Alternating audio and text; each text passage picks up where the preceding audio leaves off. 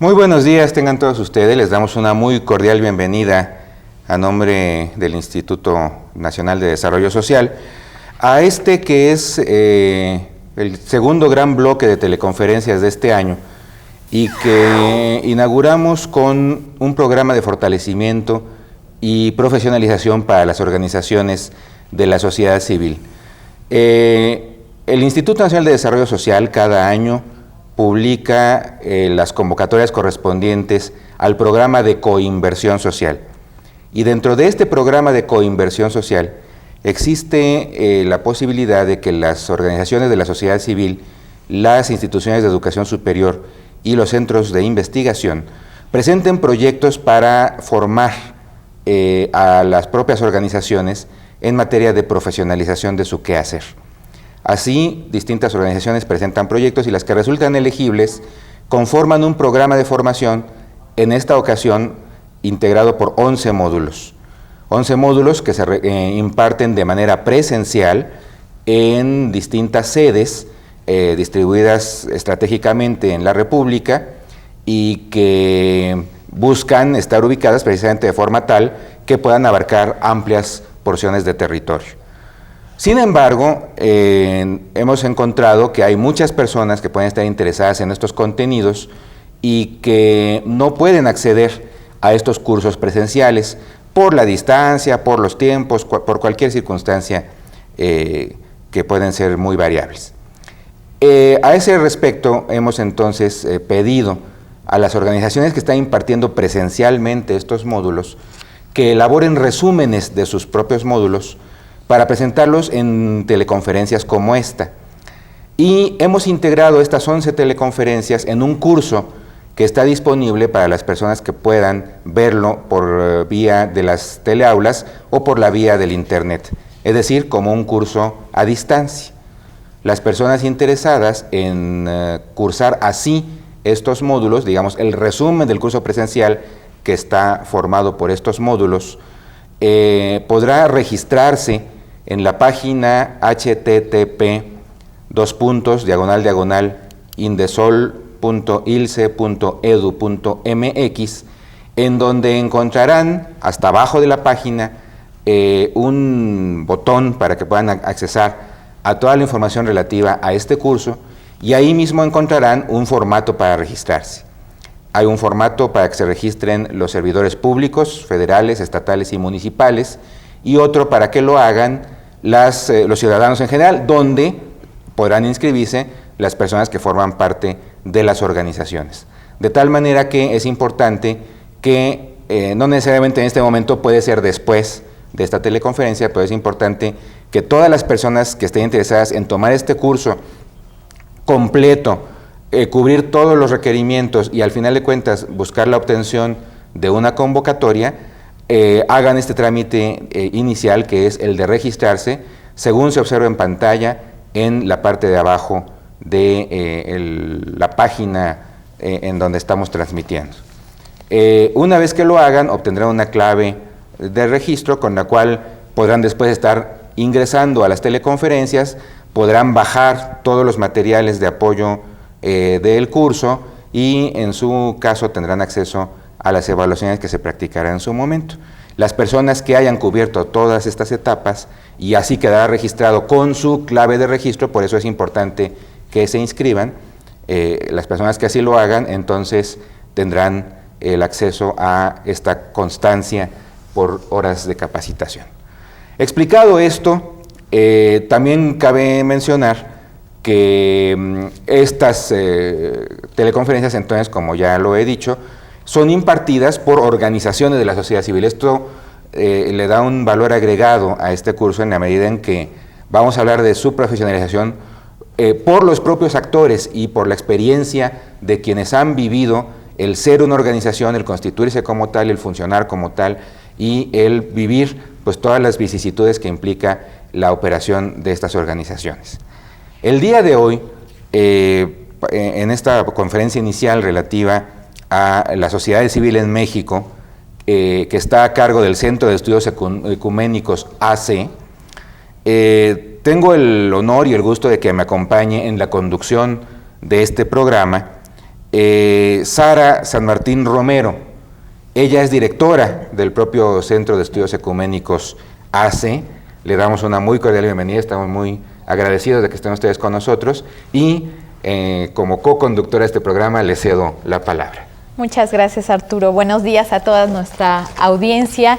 Pues en este programa queremos dedicarlo a la sociedad civil en México, como se llama el módulo que el Centro de Estudios Educativos está dando, y su objetivo es brindarle a las y los participantes de este programa a distancia los elementos básicos, ¿verdad?, sobre el quehacer y el trabajo y la dinámica de trabajo de las organizaciones civiles, ¿no?, y cómo ha sido el proceso histórico de la sociedad civil para organizarse.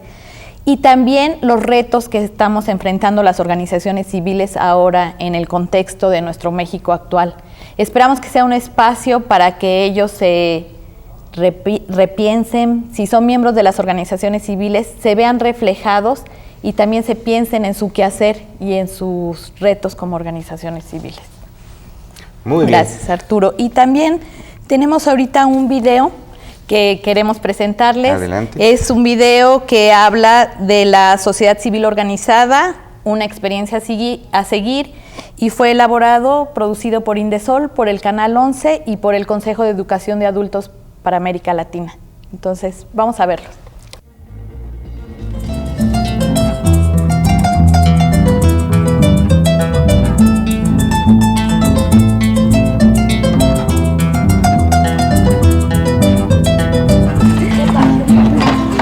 Vivimos aquí normalmente trabajando y sin nada de capacitación.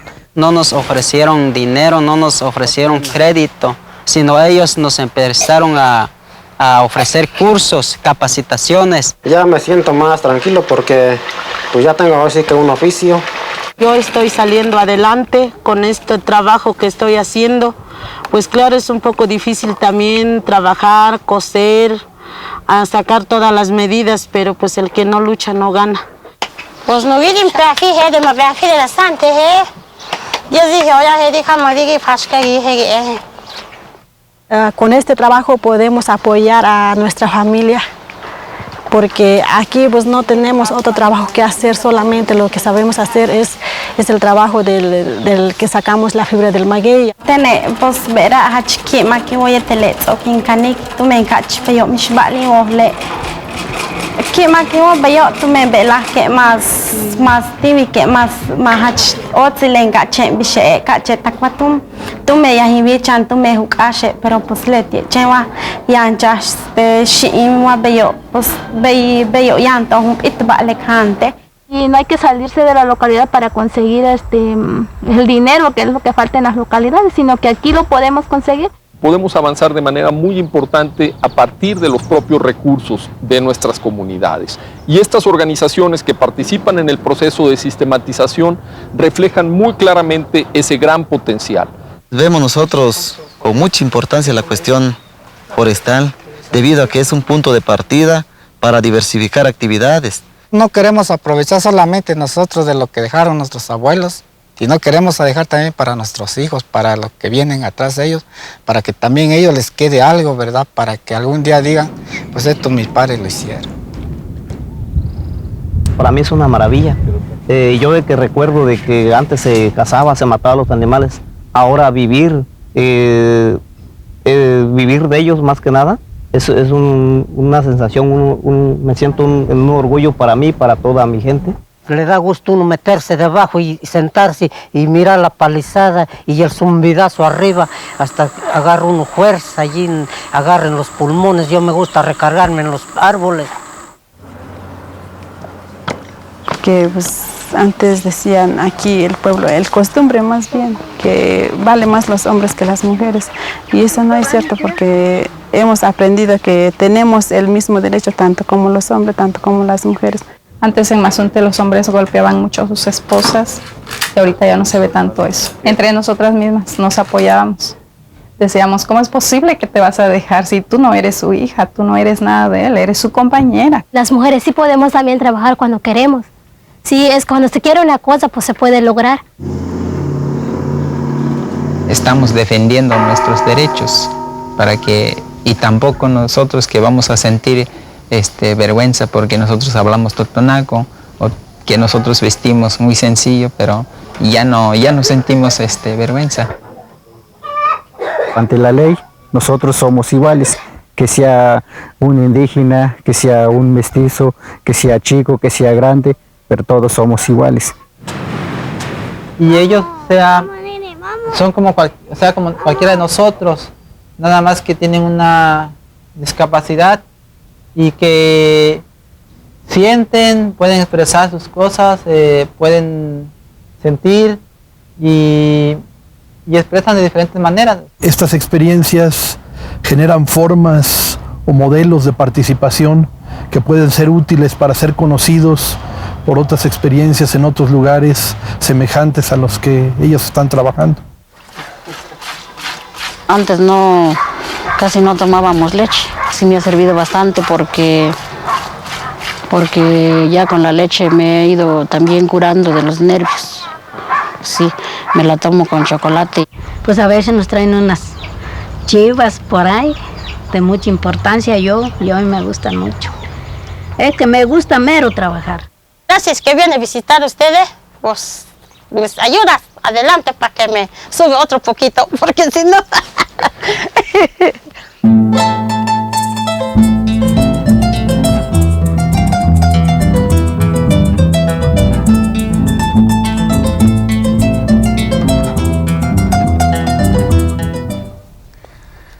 Bueno, unos testimonios interesantes de lo que se puede hacer a través de las organizaciones de la sociedad civil en beneficio de las poblaciones vulnerables.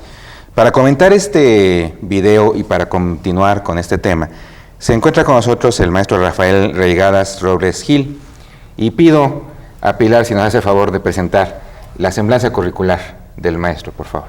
Sí, claro, tenemos el gusto de que esté Rafa con nosotros, lo acabamos de ver en el video, y él desde 1972 es docente e investigador en la Universidad Autónoma Metropolitana Xochimilco. Es estudioso y acompañante por muchos años, de varias décadas, de diversas organizaciones civiles y movimientos de la sociedad civil en México. Su trabajo en investigación gira alrededor de las redes de las organizaciones civiles de promoción social y de desarrollo, y los organismos no gubernamentales en lucha por la democracia, organismos y movimientos en lucha por la democracia. El resultado de sus investigaciones se ha publicado en diversos artículos, en revistas especializadas y en varios libros de múltiples autores. Un ejemplo, un libro que recoge mucho de sus estudios e investigaciones es Abriendo Veredas. Actualmente es director del Consejo de Rostros y Voces, Asociación Civil, y es nuestro presidente en el Consejo Directivo del Centro de Estudios Ecuménicos, y tenemos ese honor y gusto de que esté con nosotros y que también acompañe el quehacer de nuestro centro. Pues muchas gracias, Sara. Me equivoqué hace un momento. Le damos una gran y cordial bienvenida al maestro. Adelante, por favor. Muchas gracias. Me da mucho gusto estar aquí con todos ustedes en todo el país, porque precisamente lo que vimos en el video son expresiones de los pueblos mayas, de pueblos totonacas, de gente de Ciudad Juárez, de gente de Michoacán, de la Ciudad de México. La sociedad civil está regada por todo el país. Toma la forma de las regiones, de las organizaciones locales, y se refiere a sujetos sociales organizados, se refiere a organizaciones de personas que se orientan al bien público. Tienen figura de asociación civil porque es la figura que da las leyes mexicanas para orientarse a intereses que no son predominantemente económicos, sino que buscan el bien público. Y precisamente la ley de fomento que ahora nos regula reconoce en las organizaciones de la sociedad civil sujetos que son de interés social y de bien público. Otra cosa que aparece en este video que vimos es que son organizaciones autónomas. tienen sus propios órganos de decisión para tomar sus determinaciones sin depender ni de gobierno, ni de partidos políticos, ni de empresarios, ni de narcos, ni de iglesias, sino de sus propios asociados. Somos organizaciones que nos regimos por nosotros mismas, tenemos nuestras propias leyes y partimos de los derechos humanos. Somos organizaciones que tomamos como punto de partida todos los derechos humanos civiles, económicos, culturales, ambientales, políticos, los derechos de las mujeres, los derechos de los niños, los derechos de los pueblos indios, los derechos de los jóvenes, el derecho a un medio ambiente sano, el derecho a la vivienda, el derecho a la salud, el derecho al trabajo, el derecho a la educación.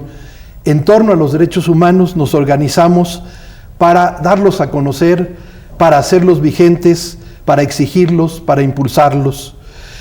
Por lo tanto, incidimos en la política pública. No somos partidos políticos, pero sí nos interesa que la política pública tome en cuenta las necesidades y los problemas cotidianos de toda la gente con la que vivimos y trabajamos. Sí incidimos en la política pública a partir de nuestro campo específico. Si trabajamos sobre todo medio ambiente o ecología, incidir en políticas públicas de medio ambiente. Si trabajamos con perspectiva de género, incidir en políticas que incluyan los derechos de las mujeres y la voz de las mujeres en todos los campos. Si trabajamos con los niños, que se tomen en cuenta los derechos de los niños en todo el país. Pero estamos arraigadas en un territorio, también somos organizaciones que trabajamos en un espacio determinado y específico que configura nuestro quehacer. Por lo tanto, repito, no somos partidos, no somos iglesias, no somos empresas, no somos policías, no somos narcos, no somos lucrativos, sí somos autónomas, sí estamos orientadas al bien común, sí nos interesan los derechos sociales, los derechos humanos, tenemos independencia e incidimos en la vida de nuestro país. Esos somos las organizaciones de la sociedad civil de las que hablamos en este módulo que impartimos en 28 sedes. Nos referimos al quehacer cotidiano de cientos de miles de personas que organizadas trabajan por esos objetivos de interés público. Muy bien, muchas gracias, maestro. Sara, quisieras comentar.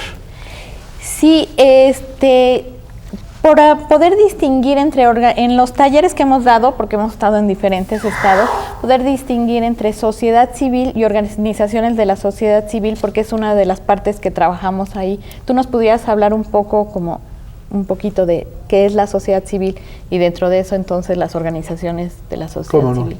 Sí, la sociedad civil es todo aquello que no es gobierno, todo aquello que no son partidos políticos, que no son iglesias, que no son organizaciones lucrativas y que tienen que ver con la vida pública nacional. Dentro de la amplia sociedad civil están los movimientos sociales, movimientos campesinos, movimientos obreros, movimientos indígenas, movimientos de mujeres, movimientos por la sustentabilidad del modelo de desarrollo. La amplia sociedad civil son los gremios, toda persona que se organiza con otra para un fin no lucrativo. Y las organizaciones de la sociedad civil somos aquellas organizaciones que hemos tomado una figura jurídica que nos da la ley, normalmente la asociación civil o la sociedad civil, y que tenemos unos estatutos y una vida autónoma orientados de manera no lucrativa al bien público. Muy bien, Rafa. Comentaba, maestro, también de cómo la sociedad civil organizada se convierte en un eje articulador hacia la política pública, es decir, recoge las necesidades, los sentires de la población e influye en la política pública. ¿Podría abundar un poquito sobre este tema? ¿Cómo no? Por ejemplo, en una organización civil en la que yo trabajé muchos años, Servicio de Desarrollo y Paz, trabaja en comunidades indígenas totonacas. Los totonacas han sido siempre un pueblo muy relegado, muy marginado, y que a raíz del trabajo de la pastoral social y de CEDEPAC desde hace casi 20 años, hemos ido recogiendo el diagnóstico de la situación de las comunidades totonacas y hemos apoyado su organización independiente, la Organización Independiente Totonaca, y después la Unión Indígena Totonaca Náhuatl, que tiene como finalidad mejorar las condiciones de vida de las comunidades totonacas y nahuas. Y en el proceso de los años encontramos que era muy importante contar con una ley sobre derechos indígenas que no existía en el estado de Puebla.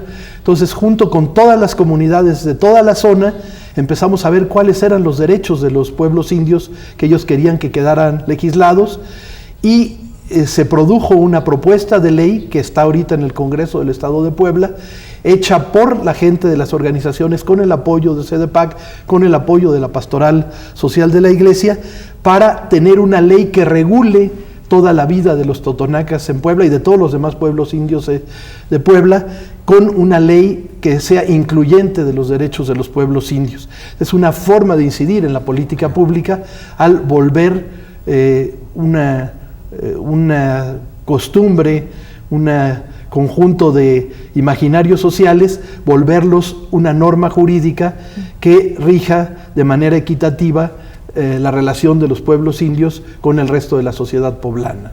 Ese sería un ejemplo, ¿no? Muy bien, muchas gracias. Nos acercamos a una pausa.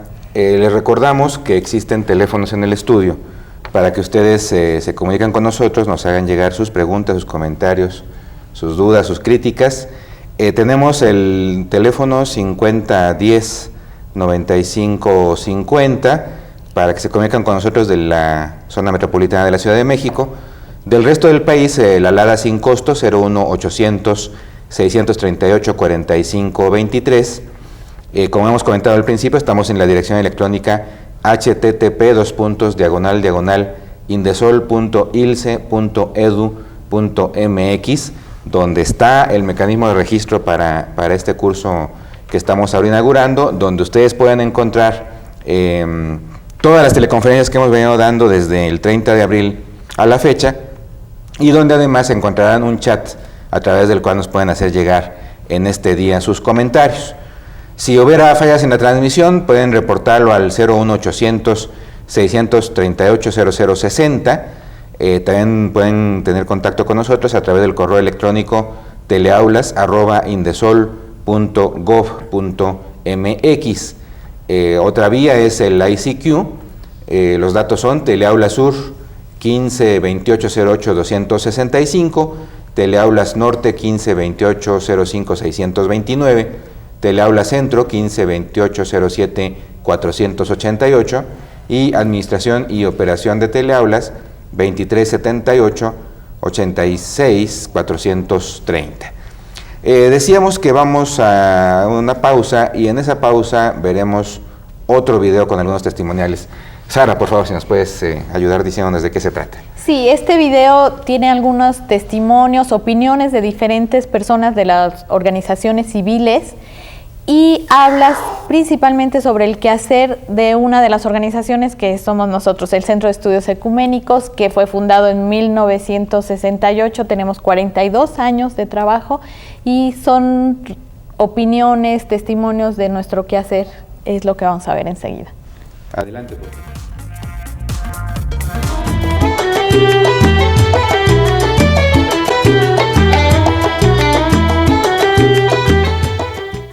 Es muy importante la voz de la ciudadanía organizada a partir de sus pequeños problemas locales, de ejido, de pueblo, de escuela, de barrio, de ciudad, de organizarse a partir de las demandas más sentidas.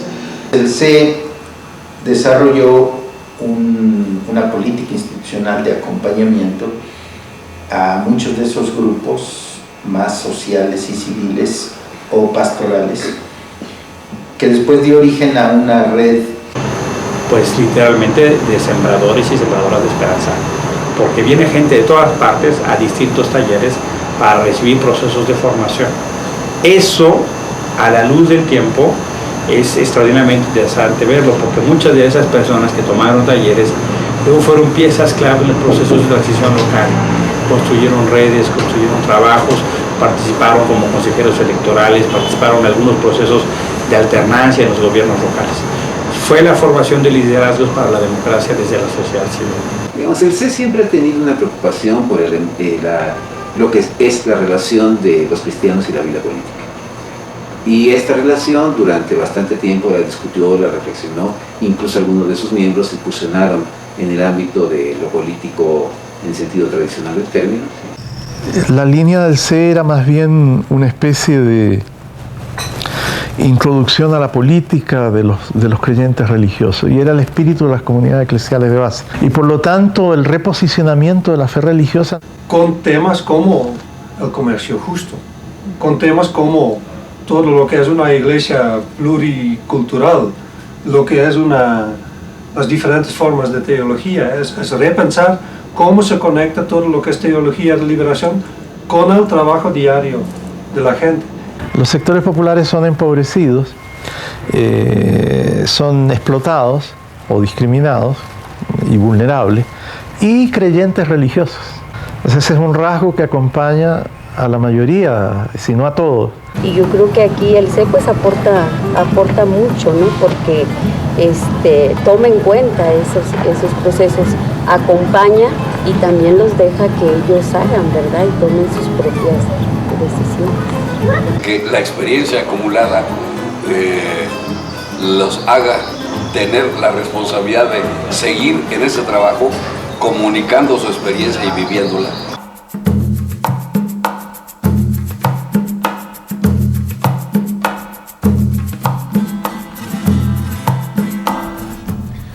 Muy bien, regresamos después de ver estos testimonios y retomamos nuestra teleconferencia. En el bloque inmediato anterior, el maestro Rey Gadas nos hacía notar la diferencia entre la sociedad civil en general y las organizaciones de la sociedad civil que están sujetas ya a un estatuto jurídico que las conforma como organizaciones sujetas a la ley, y en la medida en que están sujetas a la ley también en condiciones de recibir algunos recursos por vía de donativos o por vía de el otorgamiento de recursos públicos, y cómo esta sociedad civil organizada se convierte, digámoslo así, en una especie de correa de transmisión, en una especie de eje articulador entre la sociedad en general al acercarse a su agenda, a sus temas, a las cosas que preocupan a la sociedad en general, a empezar a hacer trabajo con ella, y de esto acercarse también al gobierno para que a partir de esto se puedan generar políticas públicas. En el ejemplo que nos pone el maestro, del trabajo de la sociedad civil organizada con comunidades indígenas, se llegó a unas propuestas de ley, a concretar este trabajo en propuestas de ley. Pido entonces a Sara nos ayude a reiniciar la conversación a partir de este punto. Sí, cómo no. Rafa, ¿nos podrías hablar un poco más de la trayectoria histórica de las organizaciones de la sociedad civil? Porque sabemos que en los últimos años es cuando más hemos estado hablando de las organizaciones de la sociedad civil. Hay una ley del 2004 para acá, pero históricamente no surgen en estos últimos años, sino tienen toda una historia. Si nos pudieras platicar más de esa. Con mucho gusto. Dice la sabiduría popular que cuanto más lejos queremos llegar, tenemos que ver más para atrás de donde venimos.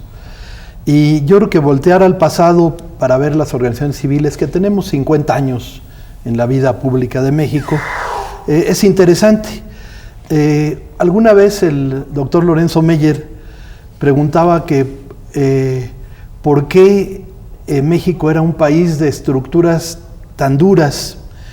Y yo digo, ¿por qué tuvimos 70 años de un solo partido en el poder?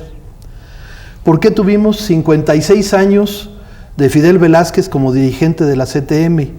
Tuvimos 80 años sin derecho de elegir nuestro jefe de gobierno en el Distrito Federal. Entre 1920 y 2000, es decir, durante 80 años, solo hubo 2 mujeres gobernadoras en los 32 estados del país. Estas preguntas que hago muestran la dureza del autoritarismo mexicano, esas instituciones duras, autoritarias, de poca participación. Y voltear al pasado precisamente nos muestra que no había sociedad civil, había estructuras autoritarias, los ciudadanos estábamos más bien como tutelados, como menores de edad, considerados como súbditos, dice Lorenzo Meyer, como vasallos, no como autónomos, no como participantes, tratados como menores de edad, como pequeños. Va a ser en México estructuras muy duras, que yo le llamo instituciones sociales imaginarias, que configuran el pensamiento, la imaginación, las prácticas sociales. Y hay 4 fundamentalmente. Un presidencialismo heredero de 300 años del virreinato, que le da al presidente más poderes que un rey en un país europeo. Las formas de control corporativo que se instalaron a partir del cardenismo, en donde las organizaciones campesinas y obreras dependían de su central, y la central dependía del partido en el poder, y no había autonomía ni de los sindicatos ni de las organizaciones campesinas. Y el partido de Estado, un partido que duró 80 años a nivel de poder ejecutivo. Y cuarto, un papel de convivencia muy peligrosa entre Iglesia y Estado, que ha amenazado al Estado laico y que lo amenaza nuevamente. Estas instituciones imaginarias duras hacían que no contara lo que decía la ciudadanía cotidianamente. Si alguien quería una mejora salarial, tenía que pedir permiso a la CTM y no podía pelear su demanda salarial más que a través de los canales corporativos. Y estas formas autoritarias no solo están en las leyes y en las prácticas, sino están también en la cabeza de la gente, que se acostumbró a estirar la mano, a estar supeditada, a recibir, no a pensar con su propia cabeza, no a organizarse. Realmente va a ser con el movimiento estudiantil popular de 1968, cuando los estudiantes desafiaron esas estructuras autoritarias y buscaron las libertades democráticas con un costo muy alto, pero empezaron a regirse por sus propias normas, por su autonomía, en un proceso que terminó muy mal, que terminó con una masacre, pero dio origen a la moderna sociedad civil mexicana. A partir del 68, cientos de organizaciones en todo el país van a buscar los intereses de los obreros, de los campesinos, de los estudiantes, de las mujeres, de los pueblos indios, de desarrollo sustentable, respetando la naturaleza, y van a tener un repunte en el 85, con el terremoto de 1985, que la ciudadanía tomó en sus manos la Ciudad de México, superando los atrasados planes del DN3, del Ejército y la Marina, que nada más protegían los lugares que se habían destruido con el terremoto. Las viejitas, los jóvenes, los clubes deportivos entraron, les dijeron a los militares: déjenos pasar porque ahí están nuestros familiares, ahí están nuestros heridos, nuestros muertos. Y los militares tuvieron que dejar pasar a la ciudadanía, que además cuidó el tránsito, cuidó el agua, cuidó la salud. El 85 fue la irrupción masiva de muchísimas organizaciones civiles, de clubes deportivos, de ancianos, de organizaciones de la vela perpetua, para incidir en salvar y rescatar a los heridos y a los muertos. Irrumpió la sociedad para ser actora de la vida pública, y como consecuencia de estos movimientos, del movimiento estudiantil, luego de los terremotos, vino una fuerte lucha por la democracia a finales de los años 80 y de los años 90, donde las organizaciones de la sociedad civil inventamos una metodología para mejorar las condiciones electorales del país. Hicimos la observación ciudadana en 12 procesos electorales, en Chihuahua, en Tampico, en el Distrito Federal, en Guanajuato, en Michoacán, en donde vimos que lo principal para que hubiera democracia en México era que tuviéramos un Instituto Federal autónomo, porque en ese momento el Instituto Federal era del partido en el poder y del gobierno, y un partido era árbitro y era participante en los procesos electorales. Entonces encontramos la importancia en los movimientos de 91, con el doctor Nava a la cabeza en San Luis Potosí, que teníamos que tener una reforma política que pusiera los procesos electorales en manos de la ciudadanía. Se logró hasta 1996 que hubiera un Instituto Federal Electoral Autónomo, pero gracias al movimiento ciudadano, al movimiento de las organizaciones civiles, que pedimos ese cambio en la política pública. Otros también, que a veces hemos ganado y a veces hemos perdido, era poner topes a los procesos de campañas electorales para que el dinero no fuera el que decidiera las elecciones, o pedir a los medios de comunicación un trato equitativo para todos los candidatos de todos los partidos, y no solo que hablaran bien de un candidato y que hablaran poco y mal de los demás candidatos. Todas estas reglas implícitas del control autoritario, del control corporativo, se desnudaron con las observaciones ciudadanas de los años 90 a 94, que culminaron en la Alianza Cívica Observación Electoral 94, que realmente puso en el centro el problema de la participación ciudadana y de los derechos ciudadanos para tener un país democrático. Y esto va a culminar con el cambio electoral en el 1997, que los ciudadanos de la Ciudad de México tenemos derecho a nombrar por primera vez a nuestro jefe de gobierno, y con la elección del año 2000, que hubo por primera vez alternancia. El papel de las organizaciones civiles en esta transformación democrática, a partir del movimiento estudiantil, pasando por los terremotos de 85, es muy claro para incidir en la vida pública. Yo creo que también en este periodo se multiplica como el abanico de lugares en donde las organizaciones civiles incidimos en la política pública. ¿Por qué? Porque entramos en contacto con los derechos de los pueblos indios. En el año 94, las organizaciones civiles fuimos invitadas a hacer el cinturón de paz que permitiera el diálogo entre el gobierno federal de Salinas de Gortari en ese momento y los zapatistas, y nosotros pusimos un cinturón de paz de 600 personas venidas de 25 estados, que fue una condición para que fuera posible el diálogo.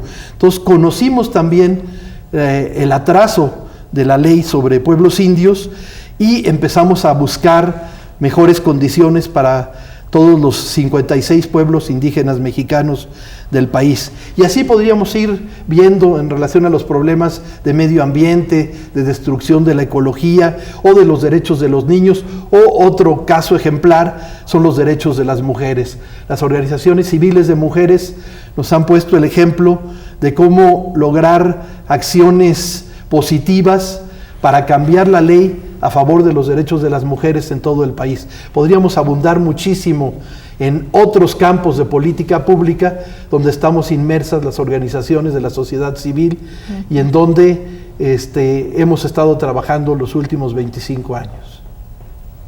Muchas gracias, Rafa. Sí, en los talleres que damos de este módulo, en los diferentes estados que hemos estado, hay un ejercicio que hacemos de la recuperación de la historia de las organizaciones civiles que están en ese estado. Y ha salido una riqueza y una diversidad de trabajos que hay.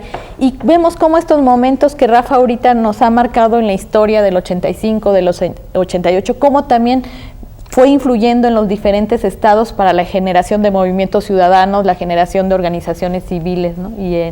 y para el trabajo que ahora ellos están realizando. Es un ejercicio que muchos de las participantes de las organizaciones que están ahí dicen cómo nos ayuda a entender ahora lo que somos y nos ayuda a pensar hacia dónde están nuestros retos, ¿no? Valoran mucho esa parte de trabajo.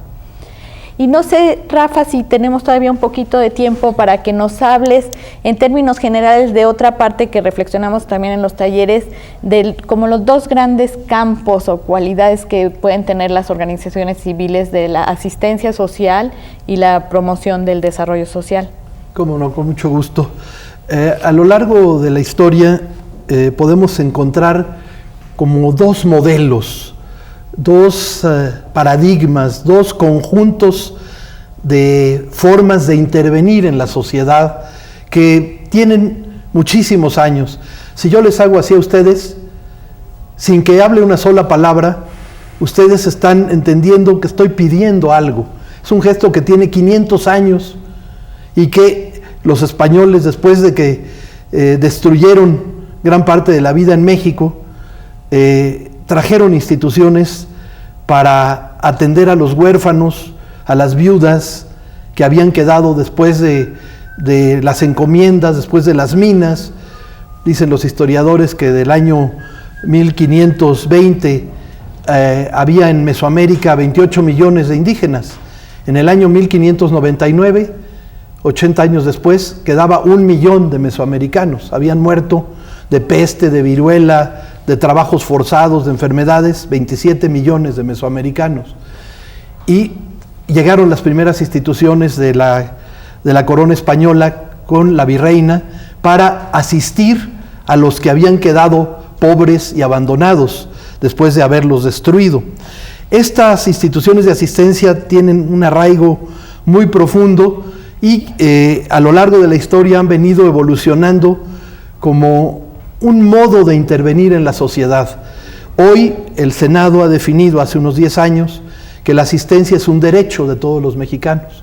Es un derecho de toda persona a recibir atención por parte del gobierno, de tal manera que la atención que reciba lo lleve a poder prescindir de la asistencia. La asistencia es una definición muy avanzada que da el Senado, es obligación de Estado para toda persona que tenga una necesidad urgente, pero buscando que ella misma sea capaz de resolver su propia problemática, no que quede en situación de asistencia para siempre. Hay casos donde la asistencia tiene que ser toda la vida. Por ejemplo, con personas enfermas de Alzheimer avanzado, la obligación de asistencia del Estado es de por vida, porque ya no van a tener capacidad de volverse a atender por sí mismas. Pero en otros casos, la asistencia debía buscar cómo desarrollar las capacidades de las personas para que ellas mismas resuelvan sus problemas y sus necesidades. La asistencia tiene muchos vicios actualmente en la sociedad mexicana porque se ha insistido que es una forma de intervención, ver a los otros como pobres, como vulnerables, como dependientes, como necesitados, como menores de edad y mantenerlos como tales. Ese es el problema. Por eso la definición de asistencia del Senado es muy buena, pero obligaría a todas las dependencias públicas a realmente poner las condiciones para que la asistencia pueda ser superada. Y la otra intervención, el otro modo de intervención también históricamente que viene desde las formas indígenas de responsabilizarse de la comunidad y de la vida de la comunidad, teniendo terrenos cuyos frutos eran para todos los que caían en desgracia. Por ejemplo, las comunidades indígenas tenían faenas, tequios, y lo que se trabajaba en esos terrenos colectivos se guardaba en un archivo, en una bodega común, y si alguna persona caía en desgracia, se enfermaba o se inundaba, de eso colectivo se atendía la necesidad de la persona en desgracia mientras durara la desgracia. Pero aquí sí también hubo una conjugación con viejas instituciones hispanas como las cajas de comunidad, que le dieron a las comunidades indígenas formas de ahorro en dinero y en especie para momentos difíciles. Y también hubo las primeras formas de promoción de Alonso de la Veracruz, poniendo escuelas, reconociendo el derecho de los indios a aprender, porque los conquistadores decían, los indígenas son entre monos y hombres, son parte del paisaje, no tienen derechos, no tienen derecho a la gracia. Y los primeros monjes que dijeron, sí tienen derecho a aprender, tienen derecho a escuela porque tienen derecho a la gracia, tienen derecho a la salvación y son sujetos. Alonso de la Veracruz, Vasco de Quiroga, Toribio de Benavente, Bartolomé de las Casas, dijeron, los indios son iguales a nosotros, son otros, son diferentes, pero tienen derecho a la salvación y tienen derecho a desarrollar sus medios de vida frente a la otra concepción que era son objetos de asistencia, son objetos de lo que les dé el Estado y no sujetos de su propia vida y de su propia historia. Con estas formas de intervención tan antiguas, en los últimos 50 años, particularmente en México y en América Latina, con el pensamiento de Paulo Freire, que dice, todos somos iguales, nadie educa a nadie, sino nos educamos juntos, los otros tienen derechos, los otros son sujetos de su vida, sujetos de su futuro, y toda acción de intervención de la sociedad civil debe promover al otro para que sea capaz de ejercer sus derechos, de ser sujeto de su propia acción, de diseñar su propio futuro en colectivo con los demás. Entonces, son dos paradigmas: la asistencia que hace del otro un objeto, o la promoción que hace del otro un sujeto colectivo de su propia historia y de su propia vida. Las organizaciones civiles en México buscamos inclinarnos más, si es posible, al paradigma de la promoción, al paradigma de hacer junto con los otros lo que hay que hacer, no de hacerlo por ellos ni en vez de ellos, sino hacerlo junto con ellos, pensando, discutiendo y proponiendo juntos los caminos a seguir en la ecología, en el cuidado de los niños, en los derechos de las mujeres, en los derechos de los pueblos indios. En todos nuestros campos de trabajo, promover como paradigma fundamental de nuestra intervención. Muy bien. Bien, yendo un poco a la historia reciente de las organizaciones de la sociedad civil, por lo menos yo ubico una diferencia conceptual que quizá usted nos pueda ayudar a precisar. Muy cercano precisamente a los sismos del 85, surgieron en efecto con fuerza estas organizaciones, denominándose como organismos no gubernamentales. Y este concepto de lo no gubernamental, a mi entender, implicaba un deslinde de lo gubernamental, un claro deslinde de lo gubernamental, quizá no contragubernamental, no contra el gobierno, pero sí por lo menos con una marcada diferencia de lo gubernamental. El concepto de organización de la sociedad civil que se maneja actualmente, por lo menos permite que las organizaciones trabajen con el gobierno y se abre la posibilidad del trabajo corresponsable. ¿Ubica usted esta diferencia? Sí, cómo no. Sí, yo creo que lo no gubernamental en México tuvo mucho peso también a partir de los sismos, porque los países europeos no querían dar recursos para la gente damnificada a través del gobierno, porque no le tenían confianza. Entonces se estimuló desde la cooperación al desarrollo internacional que hubiera organismos no gubernamentales, precisamente que no son gobierno, que no son partido, que no son iglesia, que vieran por el bien público. Esto viene desde la Segunda Guerra Mundial, de que se crearon cientos de organismos no gubernamentales para apoyar y respaldar a los inmigrantes de los diferentes países. En el caso particular en México, lo no gubernamental marca un deslinde con las formas corporativas. Es decir, este sindicato que es del partido en el gobierno, a la hora de votar, todos sus integrantes tienen que votar por el partido. Lo no gubernamental marcaba un claro, no somos el gobierno, no somos del partido del gobierno, nos dirigimos por nosotros mismos, tenemos autonomía, es decir, capacidad de hacer nuestras propias normas, autos propios, nomos leyes, reglas, generar nuestras propias normas, y no somos supeditados, no somos súbditos, no somos vasallos, no somos dependientes.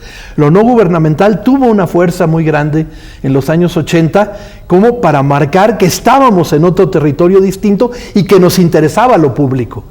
Nos interesaba lo público y nos interesaba que el gobierno y los gobiernos municipal, estatal o federal pudieran ponerse al servicio del bien público y hacerlo juntos.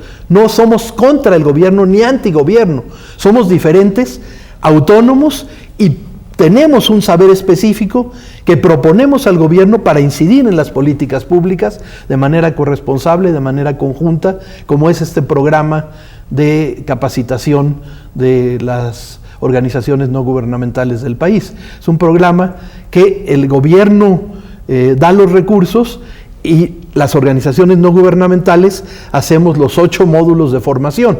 Bajo nuestros criterios autónomos conjugamos para fomentar las organizaciones civiles en el país que son consideradas de interés público por la ley de fomento y como un bien de toda la nación, como en el resto del mundo. En todo el mundo los organismos no gubernamentales llegaron para quedarse como una identidad de la sociedad moderna, no como algo del pasado, sino como algo que apunta para el futuro.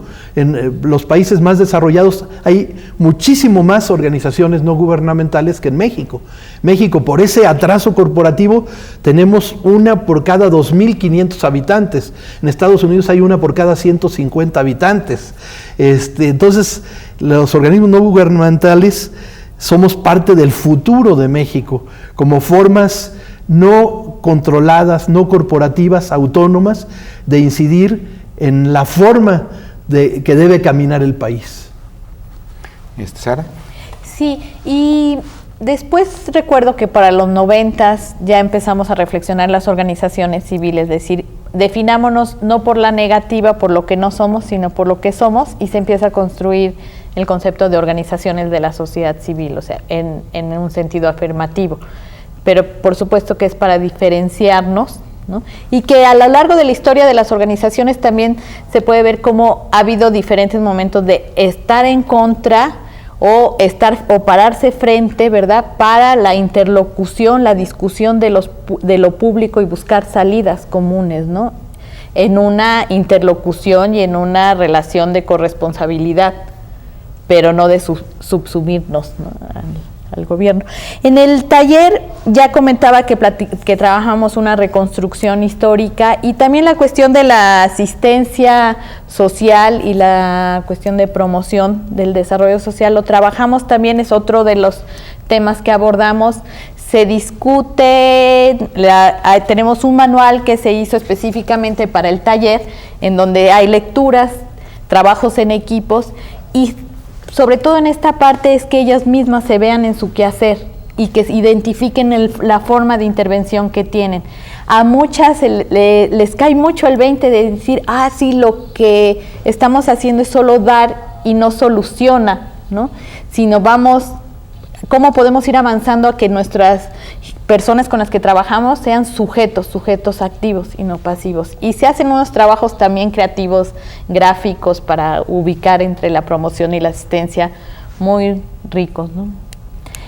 Y nos vamos ahorita a un corte. Nos vamos a un corte, en efecto, recordándoles los teléfonos en el estudio para que nos llamen, nos planteen sus comentarios, sus dudas sobre estos temas tan interesantes que se han estado ahora desglosando.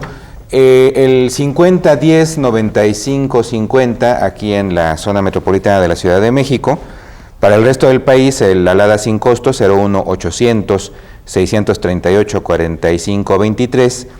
Le recordamos la dirección electrónica donde algunos nos están viendo ahora, es http://indesol.ilce.edu.mx, donde está el mecanismo para que se registren aquellas personas que deseen seguir este ciclo de teleconferencias como un curso y cubrir los requisitos del curso para obtener una constancia. Desde luego que habrá personas que no tengan ese interés, que deseen simplemente ver las conferencias porque están interesados en ellas, pero no les interesa la constancia. Bueno, pueden ver las teleconferencias de ese modo sin necesidad de registrarse en este espacio en particular que les estamos comentando.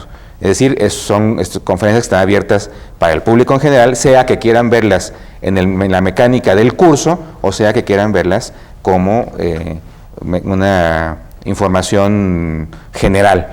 Si hay fallas en la transmisión, en el caso de la transmisión vía satélite, está el 01800-638-0060 para que nos llamen y nos reporten esto. En el correo electrónico teleaulas@indesol.gov.mx también nos pueden mandar sus dudas y sus comentarios.